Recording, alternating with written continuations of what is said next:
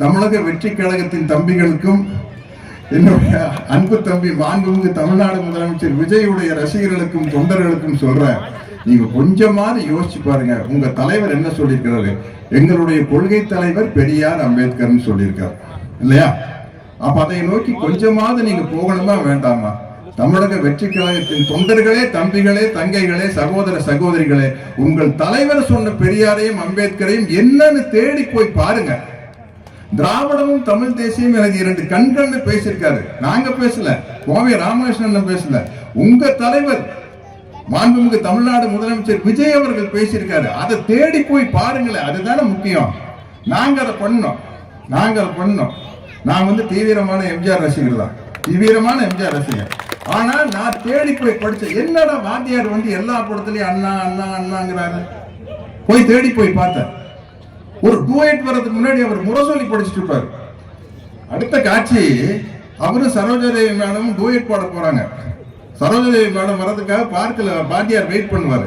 Wait பண்ணல என்ன பண்ண அவரு ஏதாச்சும் ஒரு பூவை எடுத்து வச்சு சுத்திட்டு இருக்கலாம்ல, முரசொலி படிச்சுட்டு உட்காந்துருப்பாரு. லவ் பண்ண போற ஆளு முரசொலி உட்காந்து படிச்சுட்டு இருப்பாரு.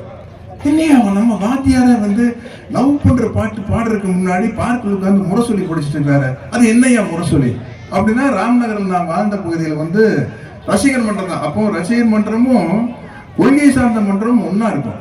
ஒரு பக்கம் கருணைக்கடல் எம்ஜிஆர் ரசிகர் மன்றம், நாவலர் படிப்பகம்.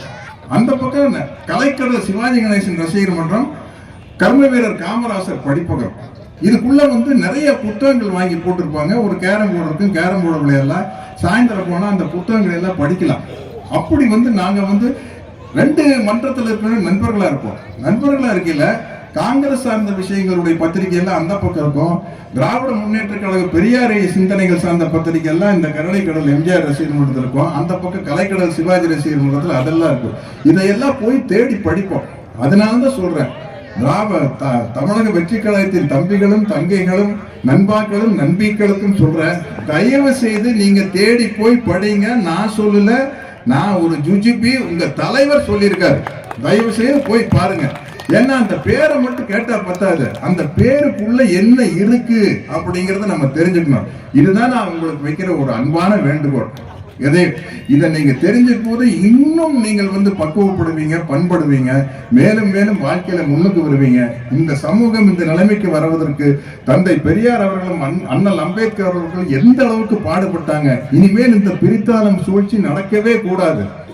அம்பேத்கர் என்பவர் பட்டியலின மக்களின் தலைவர், பெரியார் பிற்படுத்தப்பட்ட மக்களின் தலைவர் என்ற பேச்சுக்கே இடம் இருக்கக்கூடாது. அவர் இவருக்கு தலைவர், இவர் அவருக்கு தலைவர். கோவை ராமகிருஷ்ணன் சொன்னது போல அங்க மகாராஷ்டிரால பெரியார் அவர்கள் பிறந்திருந்தார், அண்ணல் அம்பேத்கராக இருந்திருப்பார். அண்ணல் அம்பேத்கர் ஈரோட்டில் பிறந்திருந்தா பெரியாரா இருந்திருப்பார். இன்னும் சொல்ல போனா ரெண்டு பேரும் ஜெர்மன்ல பிறந்திருந்தா கார்ல் மார்க்ஸா இருந்திருப்பாங்க. கார்ல் மார்க்ஸ் இங்க பிறந்திருந்தா பெரியாராவும் அம்பேத்கராவும் இருந்திருப்பாரு. அந்த சூழ்நிலையின் காரணமாக ஏற்பட்ட போராட்டங்கள் தான், அதனுடைய வடிவங்கள் தான். அங்க வெளிநாட்டுல ஏழை பணக்கார பிரச்சனை தான் இருக்குது, முதலாளி தொழிலாளி பிரச்சனை தான் இருந்தது. அதனால மார்க்ஸ் அவர்கள் வர்க்கத்தை மட்டும் முன்னெடுத்தார். மார்ட்டின் லூதர் கிங் பிறந்த ஊர்ல நிறவெறி இருந்தது, அதனால அதுக்கு முக்கியத்துவம் கொடுத்தார். மார்ட்டின் லூதர் கிங்கனுடைய வரலாற்று உள்ள படிச்சு பார்த்தீங்கன்னா நிச்சயமா பெண் விடுதலை பத்தி பேசியிருப்பார். ஆனா எது முன்னாடி நிக்குன்னா, அங்க இருக்கிற கள பிரச்சனை முன்னாடி நிக்குது. இதுதான் விஷயம், வேற ஒண்ணுமே இல்லை.